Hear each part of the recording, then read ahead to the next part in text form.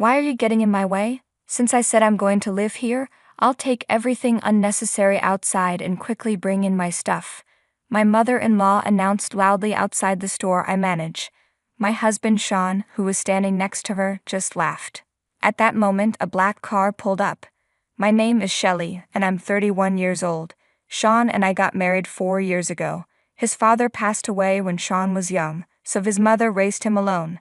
Sean graduated from university and got a job at a local manufacturing company. He's kind-hearted and soft-spoken, but he's easily influenced by others, which makes it hard for him to advance in his career. I also graduated from university and initially worked at a cosmetics company, but I never gave up on my dream of becoming an esthetician. While working, I attended beauty school at night and trained at a top esthetician shop. I pursued this dream because I was always self-conscious about the shape of my face. I had received hurtful comments about it since I was young.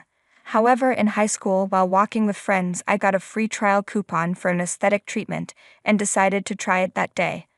The shop was white and clean, with a comforting scent, and a very beautiful esthetician took care of me. I was immediately drawn to the charm of the place. She listened to my concerns and gave me a genuine treatment, even though it was free. I'll never forget the surprise I felt when I looked in the mirror afterward.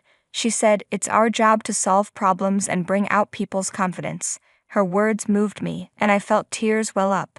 This experience made me want to help others, leading me to choose this profession.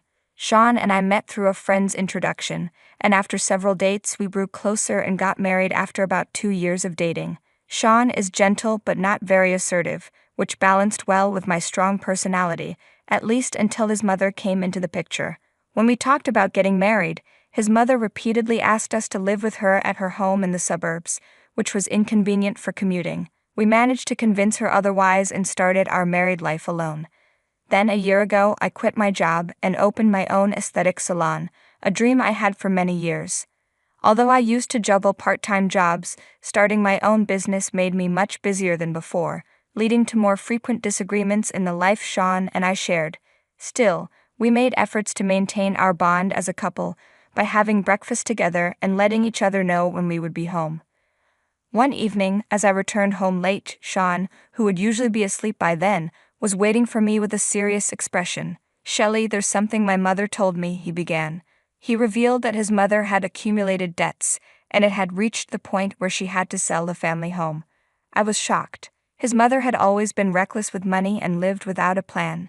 He further explained that his mother had used the money his father had saved for Sean's tuition, forcing Sean to rely on scholarships for university. This behavior was why I had refused to live with her when we were newly married. The sale of her house meant she would have nowhere to live, which made me feel uneasy. "Can we let my mother live with us?" Sean asked, but I quickly cut him off. "It's impossible. We absolutely cannot live together. I don't mean to speak ill of your mother, but she would end up dipping into our living expenses. Isn't your mother still working? She should rent an apartment with her income and live alone." I strongly appealed to Sean, desperately wanting to avoid living together. It hurt to criticize his mother, but it was necessary. "No, actually there are debts that can't be covered even by selling the family home, so I suggested cutting expenses to allocate more towards debt repayment," Sean replied. "You can't just decide that," I responded. "I understand what you're saying, Shelley. I take back what I said earlier, and I'll talk to her about living on her own," he said, but I was skeptical. Sean always seems to accept my opinion when he's with me, but he becomes speechless in front of his mother. I was deeply anxious that his mother might eventually force us into living together. Sure enough, the next day, I got a call from Sean's mother. "Shelley, this is terrible. Do you really hate the idea of living with me that much? I held back when you two first got married, thinking you were newlyweds, but this time it's unavoidable. I'm about to lose my home. Even if we're not blood-related, what kind of cruel daughter-in-law are you to abandon a mother?" My mother-in-law harshly criticized me. "I'm sorry, but I have to oppose this. Our house is too small for even the two of us, so we can't provide another room." I calmly explained to her, but my calmness only made her angrier. "It's unacceptable for a wife to go against her husband's words. I will retrain you to be a proper wife, so be prepared," she said and abruptly hung up the phone. This was another reason I refused to live together. I've always struggled with her domineering personality. It's frustrating how Sean gets swept up in her assertiveness and becomes submissive. The next day, even though it was early morning, my mother-in-law showed up at our house. "Sean, Shelley, are you there? I've come to talk, so open up quickly," she called out loudly without using the intercom and banged on the door.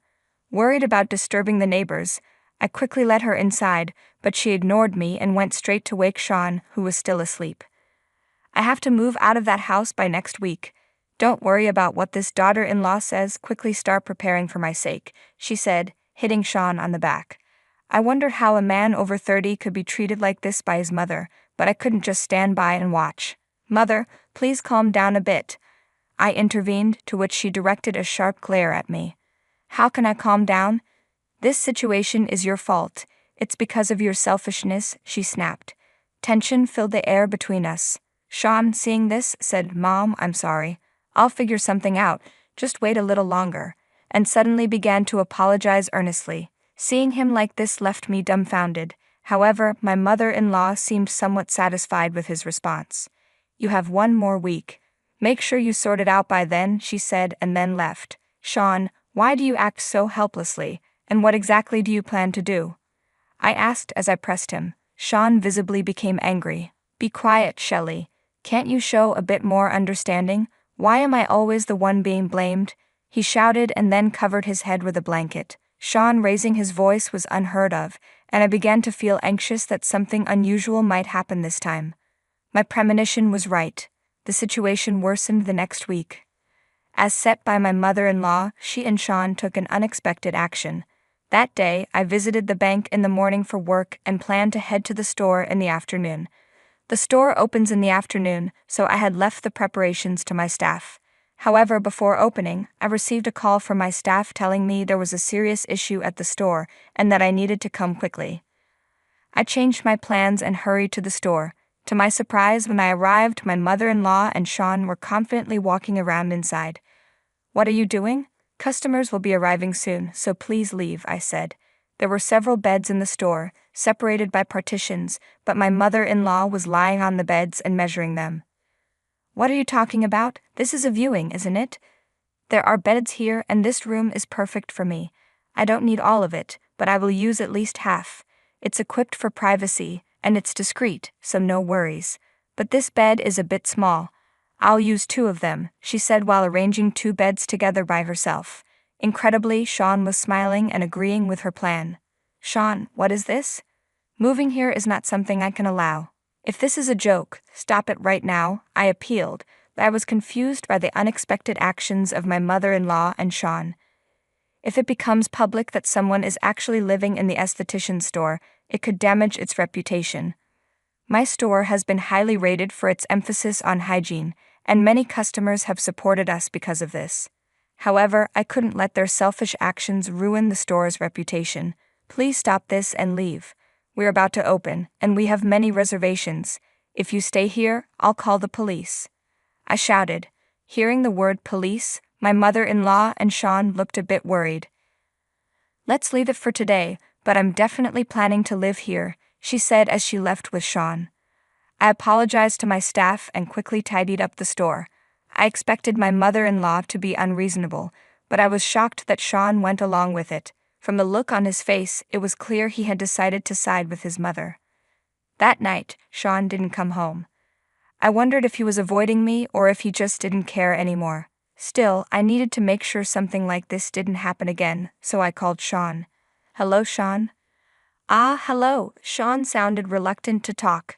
"Please tell me your mother's actions today were a joke. If she starts living in the store, it will be ruined instantly. You know this store depends on customer trust. If your mother tries anything strange again, you must stop her. Do you understand?" Sean didn't respond and hung up. Seeing his reaction, I realized something. Sean couldn't resist his mother's constant pressure and had chosen to stand by her. It seemed easier for him to give in to his mother than to stand up for us. But this meant my store was in real danger. I was deeply troubled. How could I protect the store I love? I spent the night worrying, and before I knew it, it was morning. The next day was a day off for my salon, but I had a bad feeling, so I went to the store. While I was cleaning, a large truck suddenly stopped in front of the store. I rushed outside to see movers starting to unload furniture and prepare to bring it inside. When I asked the workers, they confirmed that my mother-in-law had requested this, and they were trying to bring her furniture into the store. "Please wait, I cannot accept this here," I firmly protested, but the workers didn't stop. They were just doing their job and had to complete the work they were hired to do. I managed to convince the workers to pause temporarily and quickly called for help. The workers were confused by the interruption and seemed to be contacting my mother-in-law. It looked like she and Sean would be arriving soon. Eventually, my mother-in-law and Sean showed up. "Why are you getting in my way? Since I said I'm going to live here, I'll take everything unnecessary outside and quickly bring in my stuff," my mother-in-law ordered. "That's right, Mom is going to live here starting today," Sean added with a chuckle. Even though they were confused, the workers began following her orders to move things outside. "Stop doing as you please," I shouted. Just then, a black luxury car stopped behind the truck. A large man in a double-striped suit and a stylish hat stepped out of the car. His commanding presence was immediately noticeable. He was clearly no ordinary person. The man approached with a deep voice. "What's all this commotion? Isn't this disturbing the neighborhood? Shelley, are you having some trouble?" "Yes, I am. These people are trying to take over my shop and live here," I responded. Hearing this, the man looked towards my mother-in-law and Sean and calmly asked, "It seems there is some sort of trouble here. Is there a reason for this?" Overwhelmed by the man's presence, my mother-in-law hesitated. "What are you talking about? Don't meddle in family matters. This woman is my daughter-in-law, so what's the problem with moving into her house?" At that moment, the man gently removed his hat and said, "I see that's what this is about. My daughter has always been well taken care of by you. I hear about it often. Sean, it's been a long time," he said with a warm smile. "Father-in-law?" Sean stepped back in surprise. This man was, in fact, my father. His appearance was far from ordinary, and Sean had always been intimidated by my family. We didn't have a wedding ceremony, just a meeting between the families, and since then, my father and my mother-in-law hadn't met. At that meeting, my mother-in-law and Sean were so intimidated by my father's presence that they left quickly without much conversation, and it seemed my mother-in-law didn't remember his face. "Father-in-law, it's been a while," my mother-in-law said, sweating profusely. "No, I haven't caused any trouble. I just brought some belongings because I thought I could live in Shelley's shop. I haven't caused trouble for anyone," she explained, trying to act innocent while urging the workers to continue. "You intend to live here?" "I can't permit that," my father said sternly. "I own this building. The first floor is rented out as Shelley's aesthetic salon, and my daughter and I have a formal contract as the landlords and business operators. It is not allowed to use this place as a residence. If violated, you will need to vacate immediately." "I've just witnessed a violation. According to the contract, you must vacate immediately," my father said with a piercing gaze. I could feel the overwhelming authority in his eyes. "I understand. I can't make any excuses for this violation. We will vacate immediately," I responded. My father nodded and turned his gaze to my mother-in-law and Sean. "As you heard, I've agreed with the tenant to terminate the lease. If you enter here again, I'll have to call the police. You are now outsiders. Please leave this place." Saying that, he led me inside the shop, and we closed the shutter in front of them. My mother-in-law and Sean stood there, dazed for a while, but soon I could hear them arguing with the movers. The movers, needing to rush to their next job, eventually left the belongings on the roadside and departed. "Sean, handle this for now. Bring it to our apartment," my mother-in-law instructed. Sean, following her orders, quickly arranged a rental car and began transporting the belongings. Watching through a gap in the shutter, I said, "It turned out just as expected. They're heading to our apartment." "I'm glad I acted promptly. Thank you, Dad." My father's stern demeanor softened, and he smiled. Maybe I went a bit too far. Despite his intimidating appearance, my father is actually a very kind person. He dresses this way because he loves gangster films, but he's usually just a friendly local real estate agent. They're sure to be surprised when they arrive at the apartment. We chuckled quietly to ourselves. In reality, all the furniture and household items from the apartment had already been removed, leaving only Sean's personal belongings behind. After a while, my mother-in-law called, clearly distressed. What happened? The room is empty. Where is the furniture? Her voice was agitated and angry. I responded calmly, I have terminated the apartment lease. I was the leaseholder and I made the payments, so it was within my rights to cancel it. The apartment is owned by my father, and we plan to dispose of any remaining belongings as abandoned property and change the locks soon. If you don't collect the personal items quickly, you'll have to meet my father again. Her voice trembled upon hearing my father's name. So, where have you moved to? Let us come there. Won't you let us stay with you? I answered with a snort, I've just decided to divorce Sean, and we will not live together anymore. I recently told Sean that if you interfere with my shop, I would seek a divorce. He agreed, and I've kept his response as evidence. Due to the influence of you and Sean, I can no longer continue my aesthetic business in this building. Therefore, based on the agreement with Sean, I am proceeding with a divorce. As for the furniture, it belonged to me before our marriage, and it is only natural that I take it all. Upon hearing this, my mother-in-law began yelling at Sean, who was next to her. How can you so easily agree to such a serious decision as divorce? The situation obviously required proper handling. I could hear Sean exclaim in surprise.